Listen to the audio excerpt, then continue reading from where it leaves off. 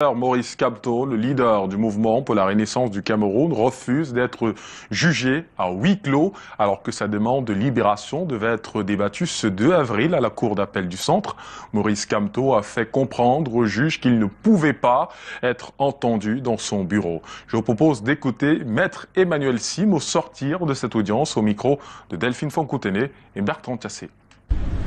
Nous avons dit au juge d'appel que la loi ne l'autorise pas à tenir cette audience en chambre de conseil, c'est-à-dire dans son bureau.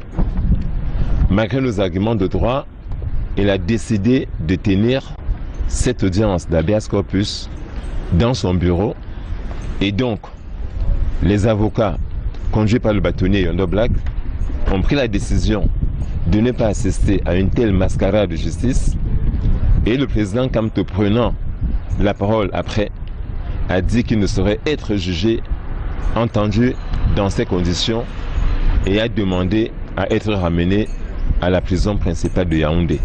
C'est ce qui a été fait. Il était debout, très digne, et a refusé d'être complice d'une telle mascarade. Conclusion, il a été ramené à la prison centrale et le parquet de Yaoundé, de la cour d'appel de Yaoundé, a fait ses réquisitions en l'absence et des avocats et du président Kamto, et l'affaire a été mise en délibéré pour le 9 avril 2019.